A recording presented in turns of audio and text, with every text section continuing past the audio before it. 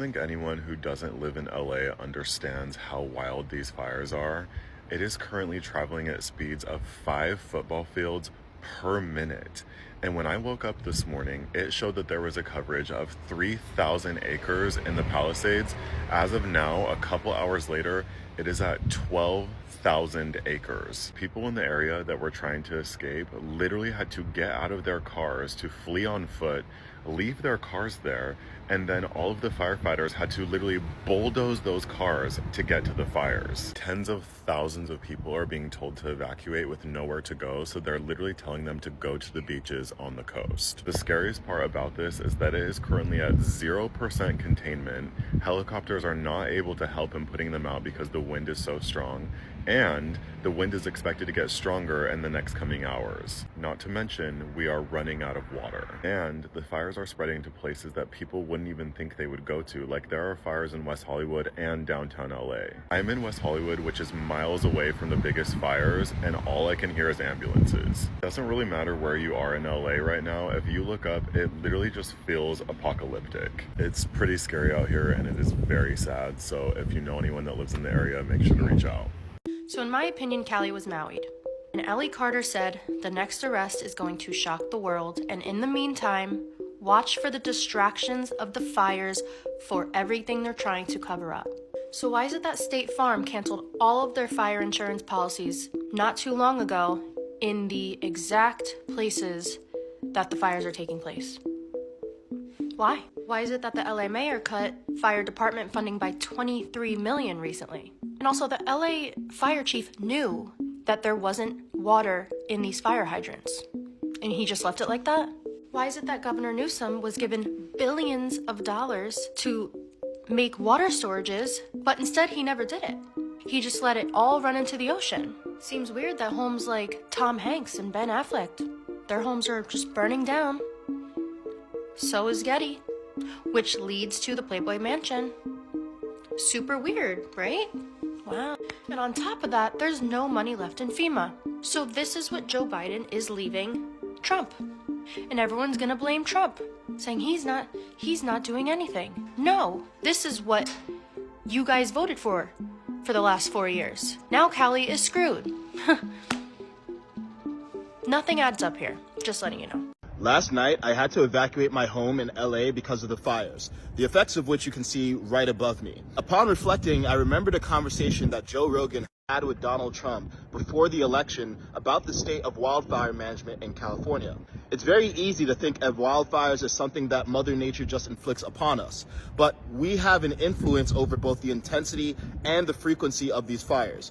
And Donald Trump pointed out that there's 2 things that we've done in California that might be exaggerating the effects of these fires. The first is our policy around water management, and the second is our policy around clearing deadwood in our forests. Check this out. Los Angeles, you can't get proper amounts of water. Right. And it's unbelievably expensive. And they're actually thinking about rationing water. Can you believe it? I was in the farm court country with some of the congressmen. We're driving up a highway. And I say, how come all this land is so barren? It's farmland, and it looked terrible. It was just brown and bad. I said, but there's always that little corner that's so green and beautiful. They said, we have no water. I said, do you have a drought? No, we don't have a drought. I said, why don't you have no water? Because the water isn't allowed to flow down. It's got a natural flow from Canada all the way up north of water, more water than they could ever use.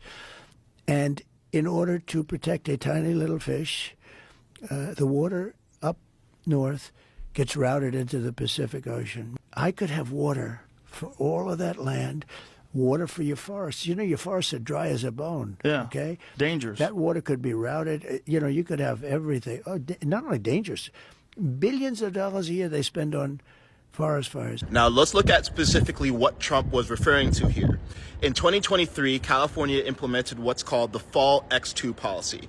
This is a policy that's designed to redirect water away from areas that endanger a specific species of fish called the Delta smelt. Proponents of this policy argue that the Delta smelt are important to indigenous populations as well as important for the overall health of certain other endangered species in that area, like the Chinook salmon or killer whales. And that sounds good, but let's look at what the cost of protecting the Delta smelt actually is. In 2023, we dumped 195.5 billion gallons of water into the Pacific Ocean. That's water that could have been used for firefighting or watering farmlands. This is all happening while we're focusing on scarcity conservation-based policies, while we're dumping $200 million worth of water into the ocean to protect a relatively niche species. Now that's how we've been wasting our water, but what about our forests? And you know, there's a case with the environment. They're not allowed to rake their forests because you're not allowed to touch it. When a tree falls down, after 18 months, it becomes very dry. It's like, you know, like real firewood. It's bad. But when a tree is up, it sucks water. It's wet. I went to they had a couple of horrible forest fires in California, and I said, you know, you get a lot of trees standing. Yes, they were healthy trees, sir. I said, with this intense heat, that you could see they were charred a little bit on the bottom, but they were going to be all right because they're soaking wet because they suck up the water, right? But when they fall, Right. they're like, you know, it's like lighting a match. Yeah. And you got to be able to clean. They call it maintain your forest. So I was with the head of Austria. He said, you know, it's a shame. I see all those forest fires in California, and all they have to do is clean their forest, meaning rake it up, get rid of the leaves, get rid of, you know, leaves that are sitting there for 5 years. And We'll certainly get rid of the dead fall. and get rid of the trees that are falling. I think that's the real issue. You know, is the dead fall. environmentally, they don't want to do that.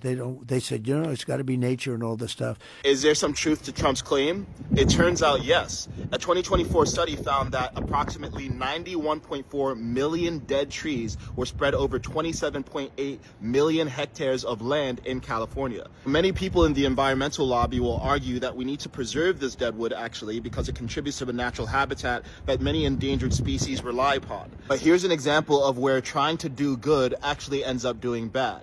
For approximately 10 years, there was an environmental lobby that opposed clearing deadwood in the Klamath National Forest because they were trying to protect the natural habitat of spotted owls and endangered species. This caused a multi-year legal battle that ironically resolved itself when the Klamath National Forest ended up actually burning down because of the deadwood that they were trying to use to protect the spotted owl population. These kinds of misguided attempts to protect the environment in California not only keep on ruining the environment, it's ruining human lives. And here's my personal frustration.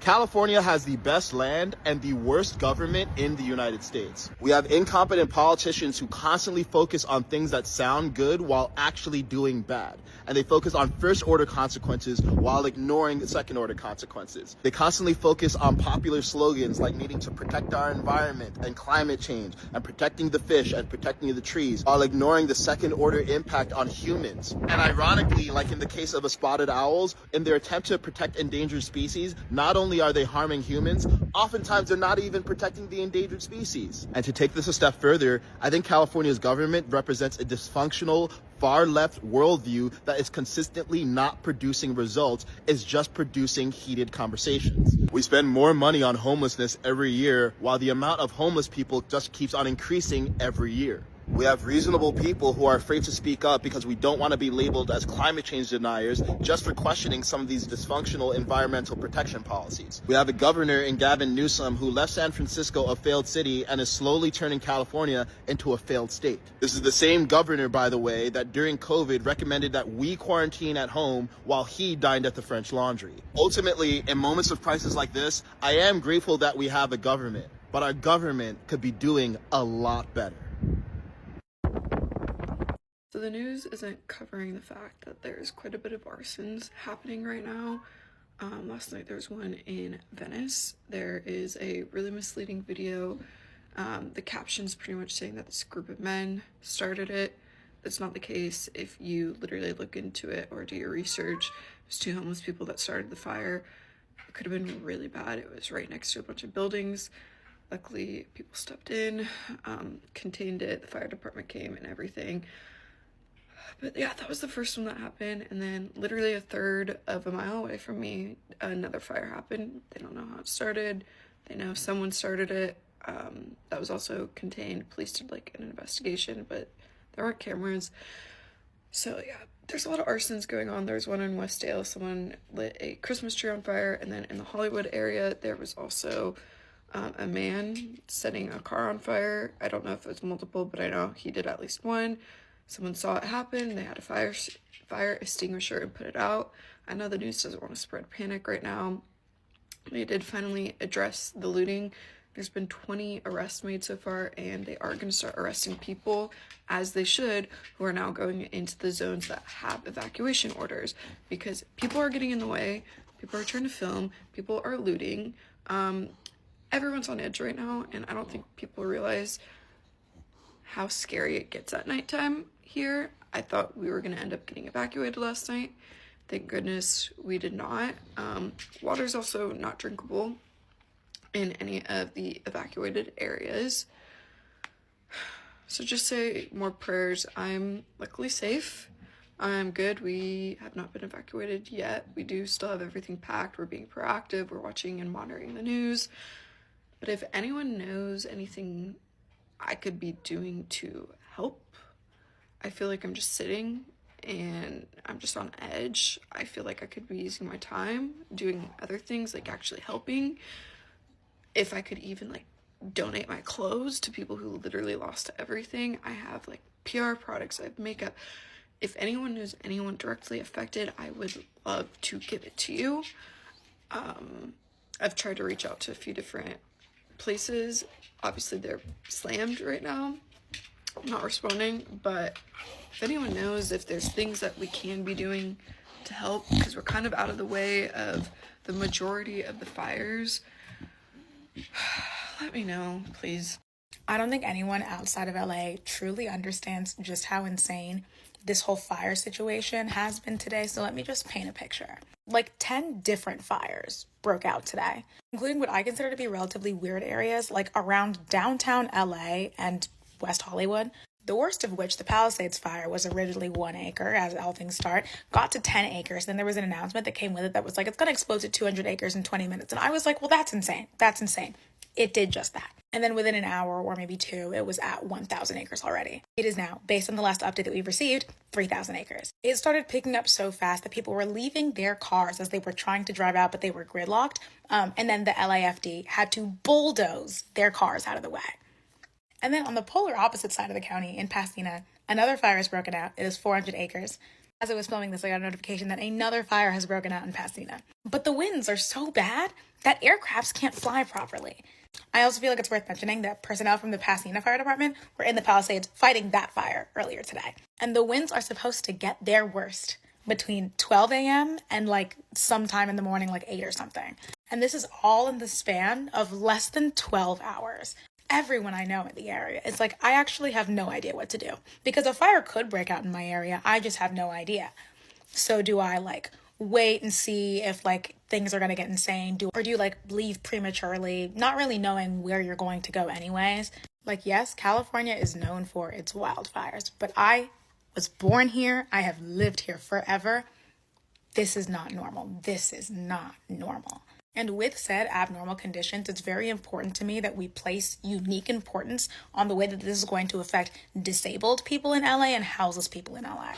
Things like public safety blackouts, like limited physical routes through which you can travel. Even an evacuation order in and of itself can be a death sentence for a disabled person. And then for houseless folks, like the one time that I was evacuated when I was like 7 years old, the fire department bangs on your door for you to get out. What if there is no door?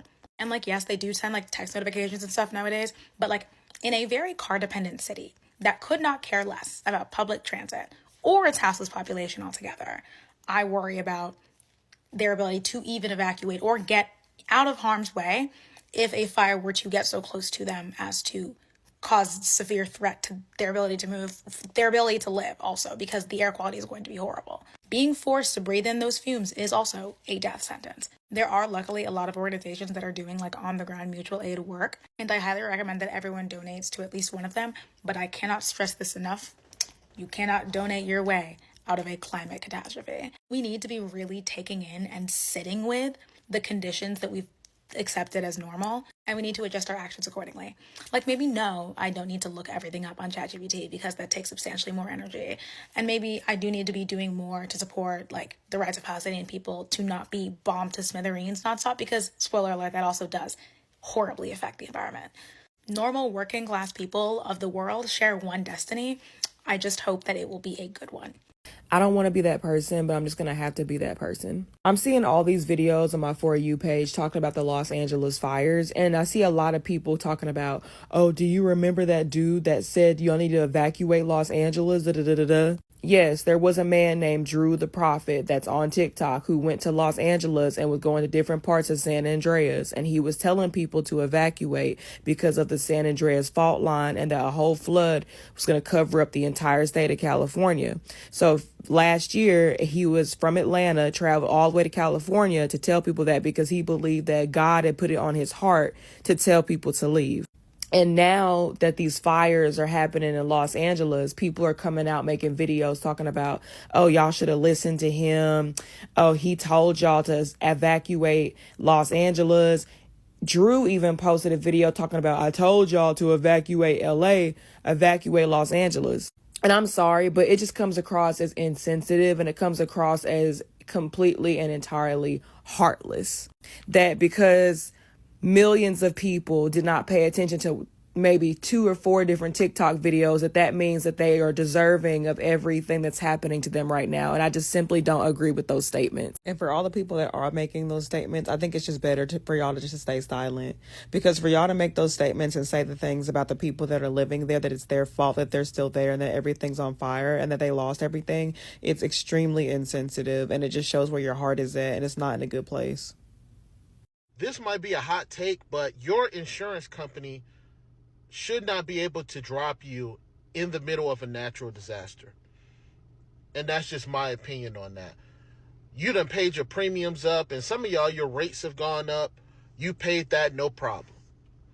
The moment a natural disaster happens, the moment your house gets flooded out, the moment that your house catches on fire, to no fault of your own, all of a sudden they can drop you.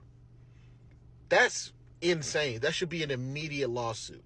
And the crazy part about it is these situations are what create homelessness, displacement, things like that. They have nowhere to go, right? You don't have the funds to get your house fixed. That's why you have homeowners insurance. That's why some people have renters insurance, right? So they can get the house rebuilt, things of that nature. And watching like State Farm do this is insane. I think that's absolutely insane, and I think that should be a lawsuit.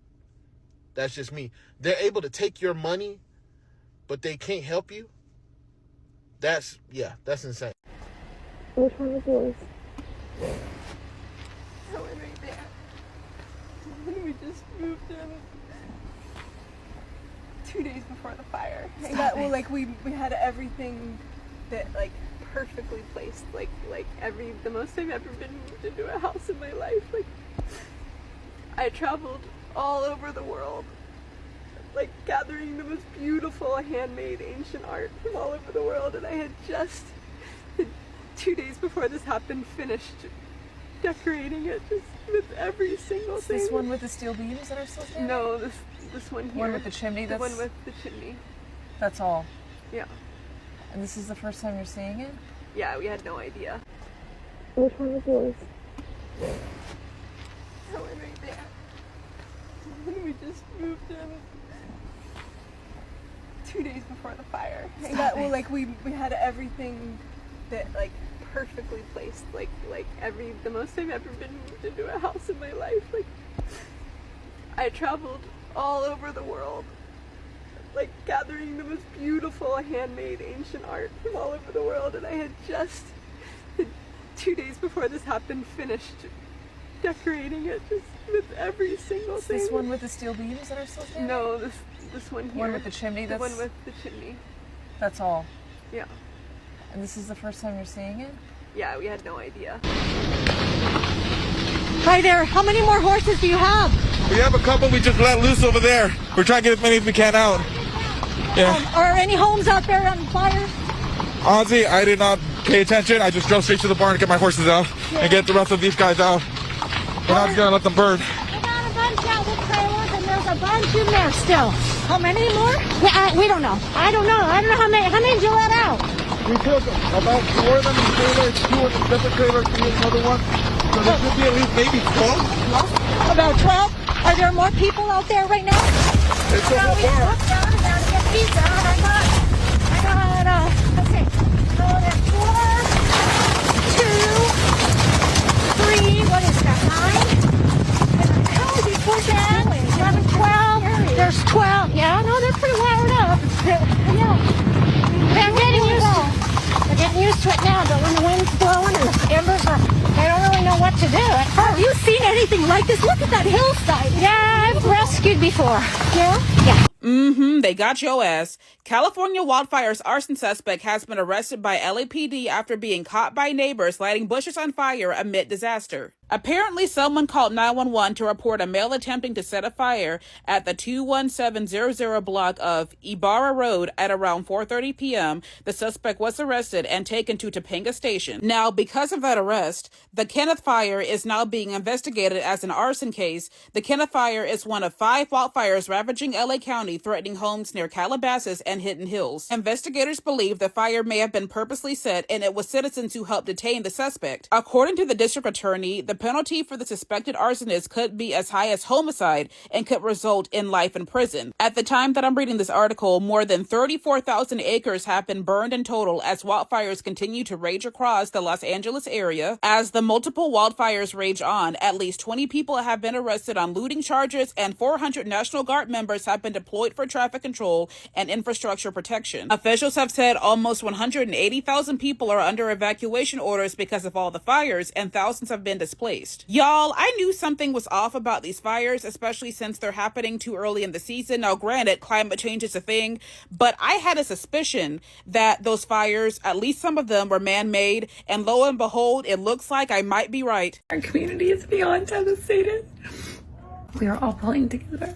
A lot of my friends have lost their home. I'm waiting to see if our home will be there. Right now it's just a waiting game. But I just want you to know I appreciate all the texts and DMs.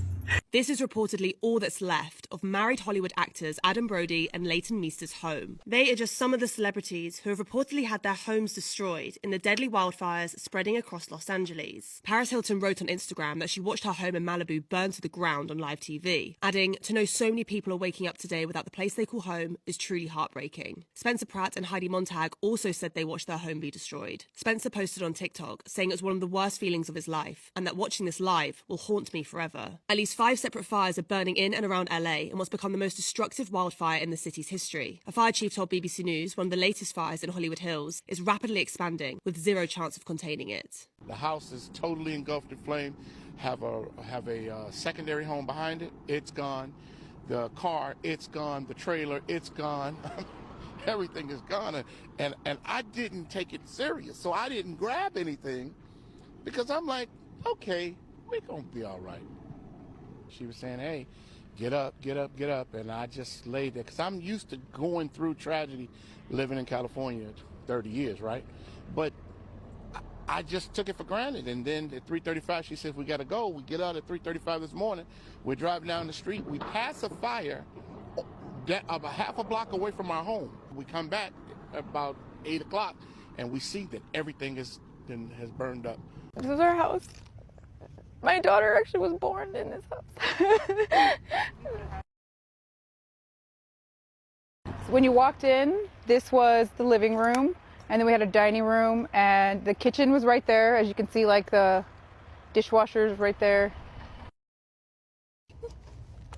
He also lost his house. I'm so sorry.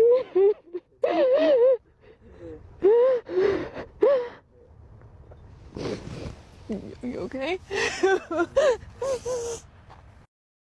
Y'all need any help? You want any help? I got water and stuff too if you're thirsty. Something small in the middle of all this helps out a lot. I love the neighborhood, big sense of community, you know, everybody knows each other. I can't explain how it's done now because I didn't see it.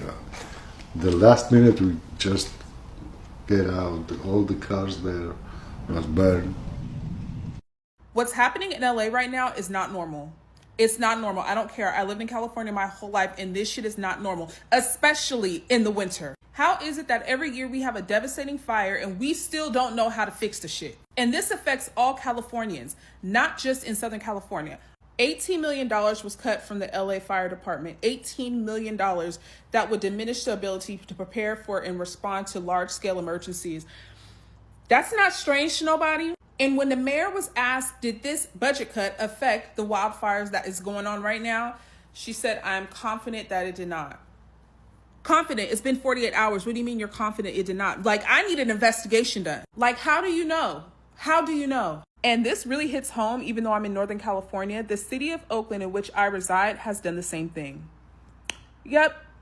Cut the budget for the fire departments, y'all. And they closed down a couple of stations, and they plan on closing more next month. The fire chief of Oakland said that there is a great amount of impact with the stations closing, but his department's job is to lessen the impact to them. He also said because it's foggy and it's not the season for wildfires, that they felt like it was a good decision pretty much.